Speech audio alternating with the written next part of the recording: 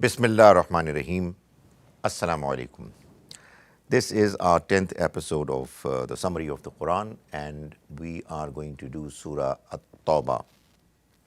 Surah At-Tawbah is the 9th surah of the Quran and the 4th and the last surah of the second group of surahs. The group which started from Surah Al-An'am, which is the surah of invitation to the people of Quraysh, moved on to Surah Al-Araf, which was giving stern warning of serious dire consequences to the people who were addressed by the Messenger of God directly, that if they are not going to believe and mend their ways, they are going to have their punishment inflicted upon them in this very life, which is going to be a starting point of their eternal punishment. The third Surah Anfal, which we did yesterday, is the surah that is preparing the believers to finally get prepared both morally, spiritually, and militarily to inflict God's punishment on the people who were now on the verge of extinction, of being punished because of their own misdeeds, because of the fact that they rejected the Messenger of God, despite the fact that they knew quite well that he is from God and what he's saying is the ultimate truth. This they did because of their arrogance and because of the fact that there was no way that they were able to correct themselves and improve upon the evil deeds that they were doing. They were not prepared to see the right path. So they ultimately had to be punished, and this surah is the surah of punishment. That's why it's the only surah of the Quran which is not preceded by the verse Bismillah ar-Rahman ar-Rahim. So out of 114 surahs of the Quran, it's only Surah Tawbah which has this distinction of beginning without Bismillah ar-Rahman ar-Rahim, because this verse mentions Ar-Rahman, Ar-Rahim as God's attributes, and the subsequent surah, had this verse been there, would have talked about God's punishment, which is not consistent in its theme with his attributes of mercy, being merciful, and his mercy lasting. So it was omitted. Surah Tawbah is talking about punishment to the people who rejected the Prophet. Who were they? We read the surah and we come to learn about the fact that they belong to three different categories. They were either the polytheists, people who were the fellow nationals, fellow tribesmen who belonged to the same city, the same surroundings as the Prophet, may God's mercy be on him, belonged to. The second category were the people who belonged to the category of the people of the book. They were either Jews or the Christians. They were already following a religion from God, even though in somewhat altered, corrupted form. They knew the Prophet, that he was the same messenger about whom they had prophecies in their books, and there were many of them who rejected him because of the same reasons: arrogance, rigidity, stubbornness, and they were also punished. And finally, there was a third category of people who were the most difficult of all to be identified and to be punished.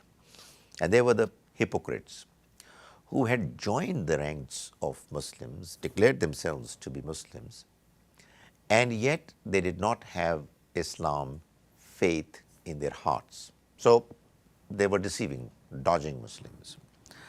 We find that this surah is talking about the Almighty's punishment that was inflicted upon the kuffar, the disbelievers, to each one of these categories, and it has been mentioned in a certain sequence, one by one. The first category is the category of the polytheists. Their treatment has been discussed from verse 1 to 29. The second category is people of the book, verse 1 to 28.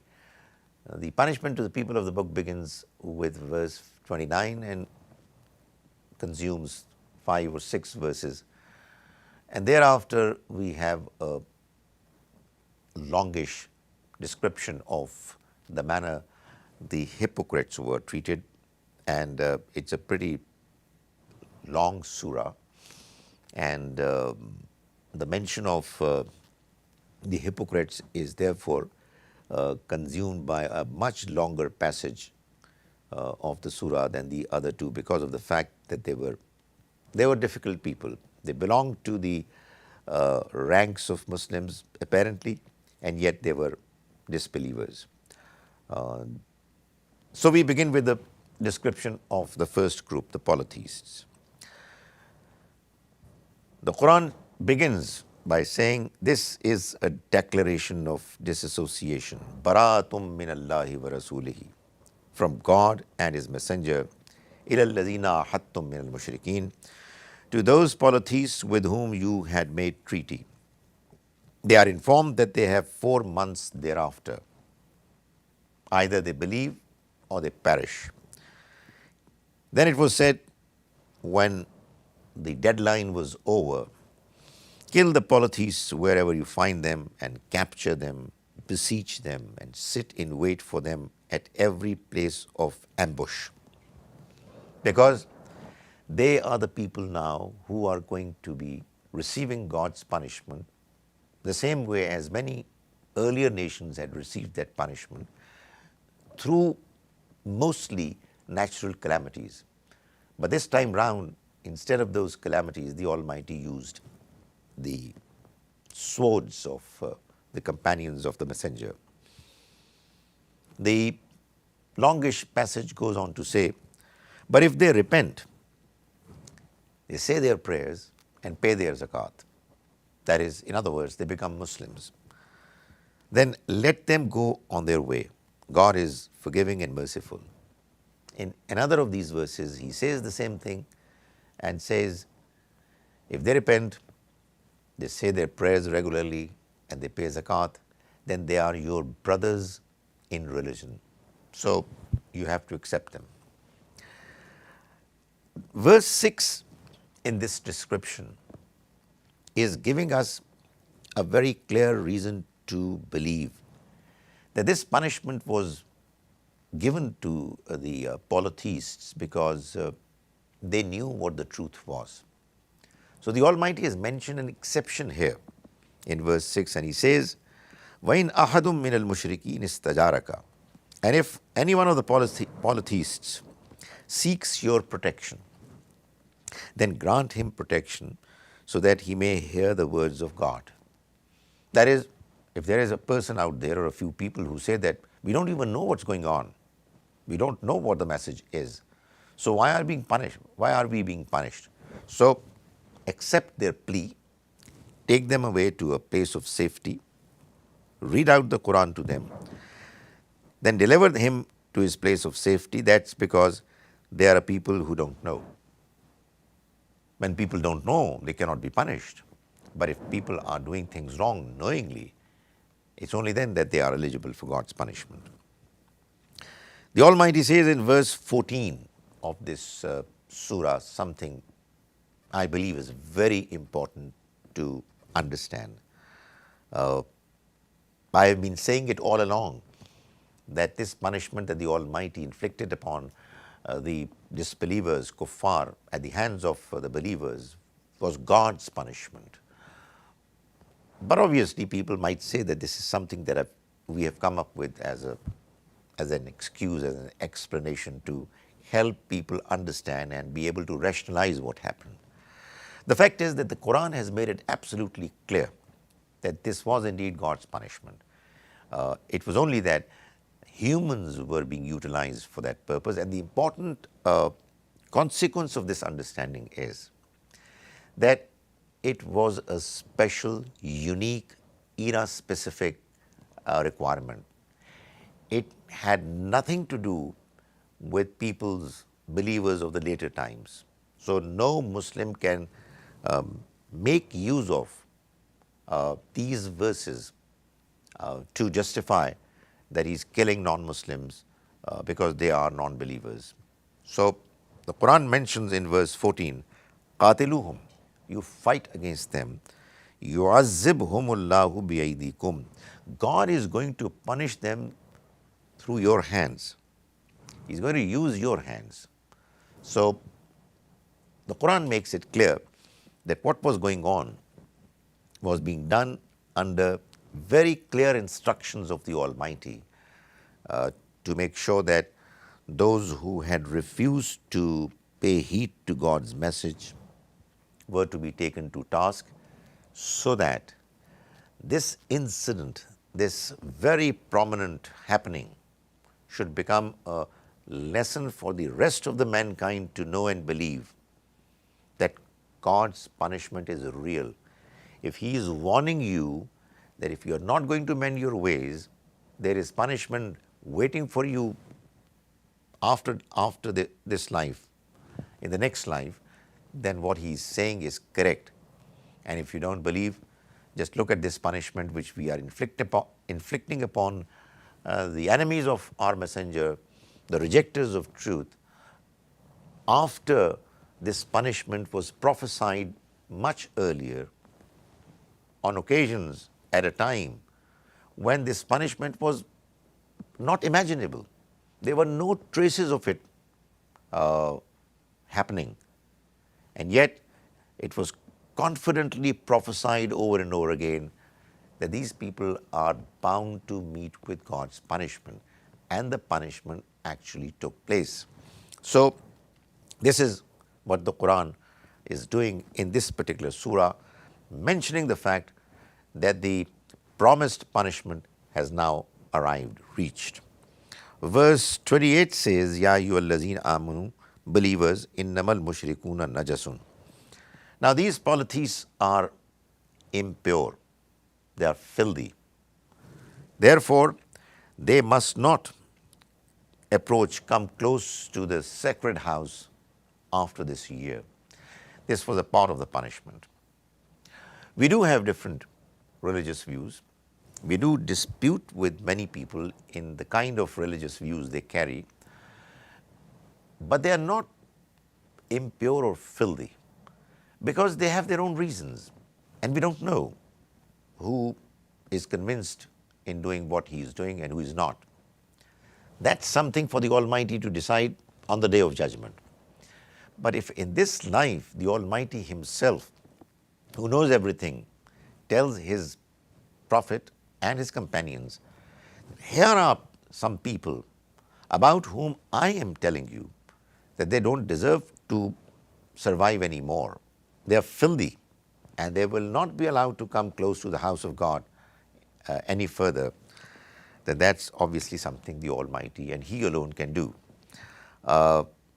This has nothing to do with non-Muslims of later times. If there are restrictions on the entry of non-Muslims in the holy cities of Mecca and Medina, today it's an administrative decision. It's not something which is mentioned in the Quran. Then we move on to verse 29 onwards, which is a treatment of how the people of the book, the Jews and the Christians, were punished by the Almighty. It says in verse 29, fight those who do not believe in God or in the last day, and who do not consider unlawful what God and His messenger have made unlawful, and who do not adopt the religion of truth from those who were given the book. Fight them until they pay jizya. They give jizya, that is a tax to the Muslims, with their own hands, and live as humble subjects. Their punishment was not the punishment of being killed. Their punishment was living with Muslims under them a life of humbleness, ignominy, insult, that they somehow were not willing to accept the message of God, even though it had become absolutely clear. It's not a small matter. You see, you can see God's message clearly that is from Him, and you're still not willing to accept it, is a big, big crime. And that's what the Almighty keeps reminding us, that for committing such crimes, the Almighty would give you lots and lots of opportunities to correct yourself. But if there are people out there who are not prepared to mend themselves and are incorrigible, then their punishment is going to be unleashed at them beyond a certain deadline which only God can decide. The Almighty mentions as to why they are being treated the way they have been treated. He says, "Yuriduna an yutfi'u nur Allahi bi afwahihim." Verse 32. They want to extinguish God's light with their mouths. They used to employ propaganda through their tongues to somehow make an attempt to undo, undermine, weaken the message of God. Whereas God has decided to perfect His light, although these disbelievers don't like it. Then we move on to verse 38 onwards, which, as I said, is the description of the third group of disbelievers, hypocrites, who were Muslims apparently, because they used to recite the kalama and everything that was demanded from them to prove that they were Muslims, but they did not have true Islam, true faith in their hearts. So because they were also disbelievers, and they disbelieved despite the fact that they knew that the message that they are rejecting is from God, they too were punished. So verse 38 says, Ya ayyuhallazina amanu ma lakum iza qila lakum unfiru fi sabilillahi thaqaltum ila al-ard. Believers, what is the matter with you that when you are asked to come out in the cause of God, you suddenly slump to the earth?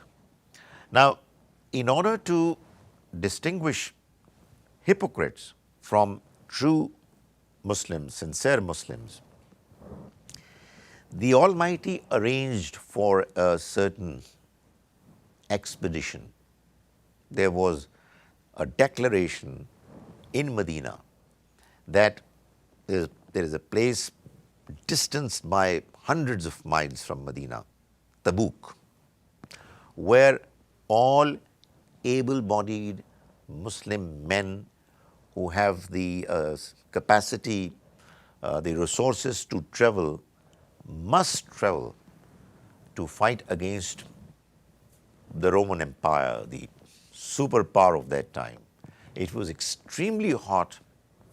The time of harvest for dates was round the corner, which was a very important economic project for the people of Medina. So it was really a difficult thing to do, unless, of course, somebody had faith. So this declaration that Muslims must move out and accompany the Prophet to Tabuk was something that became a criterion that would distinguish true believers from disbelievers, hypocrites. So the Almighty is mentioning it at that point in time when this declaration was made, and there were some people who were reluctant to go. He says, Ya ayyuhallazina amanu, believers, ma lakum, what has happened to you? Iza qila lakum, when it is said to you, infiru fi sabilillah, that you move out in the cause of God, ithaqaltum ila al-ard, that you slump to earth. Do you prefer the worldly life over the next one? And there is realistically no comparison between the worldly life and the next one.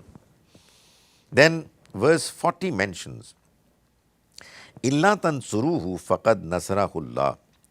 If you will not support the Prophet, O believers, O people who claim to be Muslims, if you are not going to support him, in the cause and the project that the Almighty has entrusted to him, it will be your loss. It won't harm his mission. فَقَدْ نَصَرَهُ اللَّهُ إِذْ أَخْرَجَهُ الَّذِينَ كَفَرُوا ثَانِيَ اثْنَيْنِ. God indeed supported him, even when those who disbelieved had driven him out of Mecca as one of the two. That is, at the time of migration, when they were in the cave, and he said to his companion, do not grieve, la tahzan, indeed God is with us, inna Allah ma'ana. So the Prophet, may God's mercy be on him, was with Abu Bakr, his companion, may God be pleased with him. And he says that if you're not going to support the Prophet, doesn't matter, it's going to be your loss, because God is going to accomplish his mission anyways. He, that is God, supported his Prophet, his messenger, even when he was all by himself. There was just one companion with him. So it's in your interest that you support him. In verse 43, there is this interesting message that the Almighty sends to the Prophet. As I said, the book was declared as the benchmark, as the criterion. Those who would go would be believers. Those who would not would prove that they are not.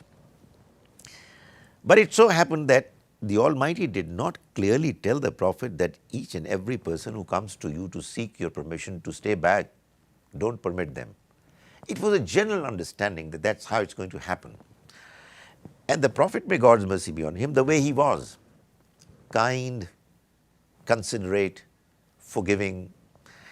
There were some people who came to him to seek his permission that they should be allowed to stay back. And the Prophet allows them. So the Quran mentions it in this verse, Afallahu anka. O Prophet, may God forgive you. Lima zinta lahum. Why did you permit them? Permit these people who came to ask you for them to be allowed to stay back. Hatta yatabayyana lakal lazina sadaqu, until such time that it should have become clear to you who are the ones allazina sadaqu, who are truthful, wa ta'lam al-kazibin, and until such time that you should have known who the liars were. So some such incidents were also happening, and it also shows that the Prophet, may God's mercy be on him, on many occasions would take his own decision independently, and the Almighty would approve what he was doing because he knew what the direction was. It's not that each time that he was to take a decision, there used to come a clear revelation to him. He would follow the revelation, most certainly, but he would also follow his understanding based on that revelation. Most of the time he was spot on, but on some occasions, because of his extremely good nature, he would do things which would be somewhat different from what God expected him to do, and therefore God would correct him. Verses 75 to 77 tell us how these people became hypocrites. After all, hypocrisy is a disease, it's an illness. I mean, moral disease. But why can't we say that it wasn't their fault? It's just that they were hypocrites.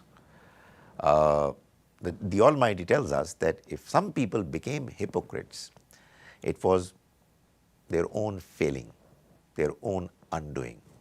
So he mentions one of the reasons why some people turned out to be hypocrites was that they would promise God that if their economic conditions would improve, they'll spend and be pious. They saw that the Quran, the Prophet, may God's mercy be on him, are telling people that if you will believe in God and do good deeds, you will be successful. Successful in this life and successful in the next life. So they would pray to God and say that, please make us wealthy, affluent, and we promise you that if that's what's going to happen to us, we will become pious and we will spend a lot in charity. But when God gave them prosperity, they turned their backs and became stingy. So they broke the promise they made to God. The Almighty says, فَعَاقَبَهُمْ نِفَاقًا فِي قُلُوبِهِمْ. So He made hypocrisy settle in their hearts. إِلَى يَوْمِ يَلْقَوْنَهُ, until the day they would meet Him. بِمَا أَخْلَفُوا اللَّهَ مَا وَعَدُوهُ. This happened as a consequence of breaking their deal with Him. وَبِمَا كَانُوا يَكْسِبُونَ, and for the reason that they were perpetually lying. So, if they became hypocrites, it was because they behaved improperly. And when you start doing things wrong deliberately, consistently, without seeking God's forgiveness, then the Quran keeps telling us over and over again, hearts get twisted, rusted, hardened, blackened, and there is no way that the individual would then get the opportunity of staging a comeback. In verse 80, the Almighty is telling the Prophet, who obviously, as we have seen, and the Quran keeps telling us, was an extremely forgiving, kind person who would forgive his enemies as well. And obviously, there are very prominent examples and incidents in his life. He would forgive his enemies. He would not carry grudge against anyone. So he would be inclined to seek forgiveness for the hypocrites as well.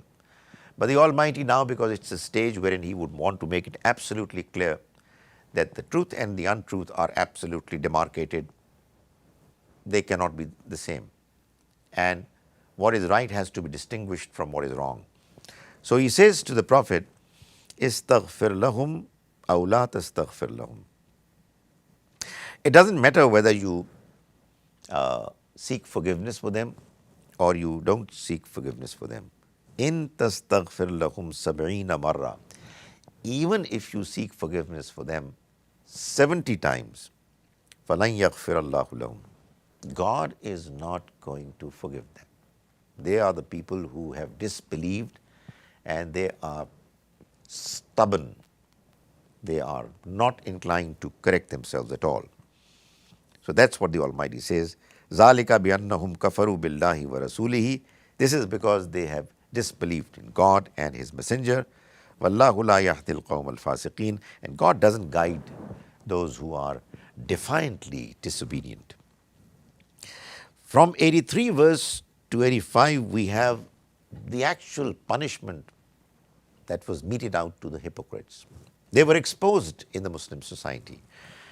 The Almighty says, if hypocrites ask you to accompany for jihad, to accompany you for jihad, say no to them. So Muslims went to this expedition of Tabuk. Nothing happened there. It was just a trial meant to distinguish believers from hypocrites. When they came back, and by the way, while the Muslims were going, these hypocrites were silently, quietly rejoicing the possibility that these people would never come back. They are going to fight against this superpower of our times, and how will they be able to survive? But when their wishful thinking didn't pay off, and the Muslims and the Prophet came back, and they learned about the fact that they are returning, they started making excuses, and they would say to the Prophet that, please allow us another opportunity and we will accompany you. So the Almighty says, if hypocrites ask you to accompany them for jihad, just say no to them and don't attend the funeral prayers for any of them. It was a great privilege for believers that the Prophet, may God's mercy be on him, would lead the funeral prayers of those who would pass away. It would be as if a very strong reason for the individual and his family members to feel confident that the Almighty is going to be kind to the person who has left this world, because God's messenger is praying for him. But this privilege was not available to the hypocrites, and it was made absolutely clear that there are some people for whom, when they die, the Prophet is not going to offer funeral prayers. And don't attend the funeral prayers for any of them, nor pray at their graves. That is, they will be buried in the same graveyard as of the believers, but don't stand on their graves and pray for them. They disbelieved God and Messenger and died as defiantly disobedience, as fasiq. Don't be impressed by their wealth and children. God wants to punish them through them in this world and wants them to leave this world as kafir, as disbelievers. So it was made very clear to all believers that these are the people, even though they have used their statement of faith as a shield to guard themselves against the direct punishment of the Almighty, they have been exposed in this very life before the rest of the believing community that they do not belong to them. Verse 100 tells us that this was the case with the hypocrites. And there was this other group of believers, the real, genuine believers. The Quran says, وَالسَّابِقُونَ الْأَوَّلُونَ مِنَ الْمُهَاجِرِينَ وَالْأَنصَارِ. And the forerunners among the people, the believers who migrated, and those who supported them with good attitude. There were these Muhajirin who migrated from Mecca, and there were these Ansar who supported them, provided them with shelter, comfort, and they never regretted the fact that they had helped the believers coming from Medina. And they were all forerunners. They excelled in faith, in good practice. وَالَّذِينَ اتَّبَعُوهُمْ بِإِحْسَانٍ, as well as those who followed them in their good practice. That is, some people excelled and there were others who followed them in good conduct. The Almighty says, رَضِيَ اللَّهُ عَنْهُمْ وَرَضُوا عَنْهُ. God is pleased with them and they are pleased with Him. That's the very opposite of what hypocrites were doing. So on the one hand, the hypocrisy of hypocrites was exposed very clearly. The good news of success in this world and the next world was given to the true believers. أَعَدَّ لَهُمْ جَنَّاتٍ تَجْرِي تَحْتَهَا الْأَنْهَارُ. He has prepared for them such gardens underneath which rivers would flow. خَالِدِينَ فِيهَا أَبَدًا. They shall reside therein forever. ذَلِكَ الْفَوْزُ الْعَظِيمُ. And that's a clear success. That's the great success which the Almighty wants all believers to work for. The hypocrites did whatever they could within their means to undermine and undo the message of God and the project of the Almighty, which He wanted to implement through His messenger, of dominating His message over all other messages in the Arabian Peninsula. One of the things that they did was that they made a masjid in the outskirts of Medina, bringing in this excuse that it's very difficult for some Muslims living at a distance from the Masjid al-Nabwi in Medina. So they wanted to make another masjid. These hypocrites were apparently Muslims, and they were using their Islam to deceive fellow Muslims and the messenger. So this masjid that they made was called the Masjid Zarar, which was actually the masjid, the mosque of division. It was made for the purpose, for the negative purpose of causing division amongst the ranks of Muslims. So this masjid, when it was made, the Almighty says that it's done for the cause of creating division amongst Muslims and for providing a station to the enemies. That is, there were people who would conspire against the Muslims. They would come and get a shelter over there, because when Muslims would come to strike them, they would say that, what wrong are we doing? I mean, we are in the masjid and we are saying our prayers. The Almighty clarified, clearly mentioned it to His Prophet, La taqum fihi abada. Do not say your prayer in this masjid ever. Because if you will do it, then everybody would think that this is a masjid where the Prophet, may God's mercy be on him, prayed. And therefore, there is nothing wrong with it. La masjidun ussisa ala taqwa min awwali yawmin. The masjid which was founded on God consciousness right from the beginning deserves that you pray there instead.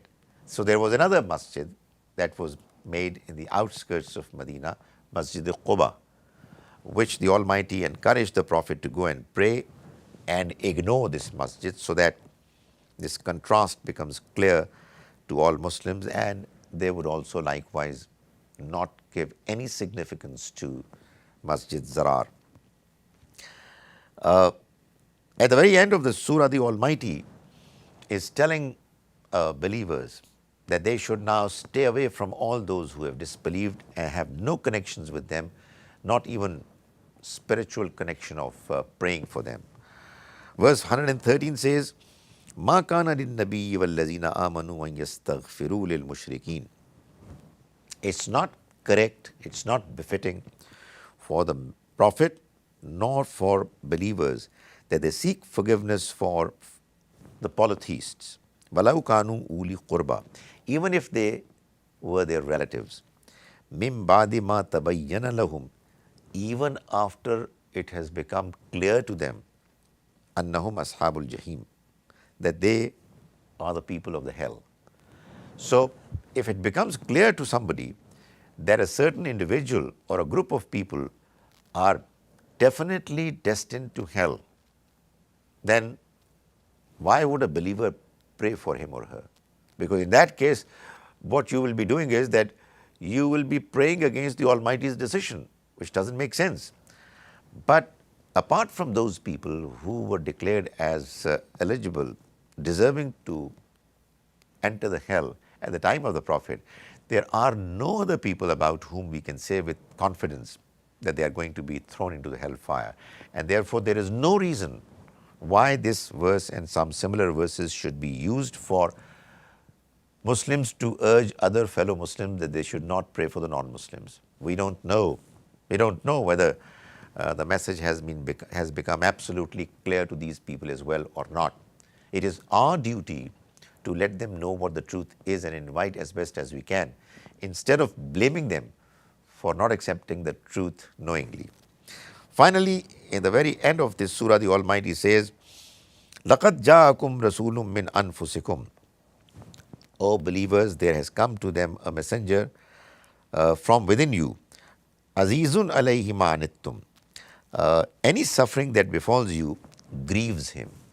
Harisun alaykum bil mu'minina raufur rahim. He is eager for you to be guide and is compassionate and kind towards believers. So he eagerly guides you and is compassionate and kind towards believers. فَإِن تَوَلَّوْا, then if they still turn their backs, فَقُلْ حَسْبِيَ اللَّهُ, then say, God is enough for me. لَا إِلَهَ إِلَّا هُ, there is no entity worthy of being worshipped except Him. عَلَيْهِ تَوَكَّلْتُ, in Him alone I put my trust. وَهُوَ رَبُّ الْعَرْشِ الْعَظِيمِ, and He is the Lord of the glorious throne. May the Almighty enable us to understand the message of the Quran correctly, and may He enable us to follow it to the best of our abilities.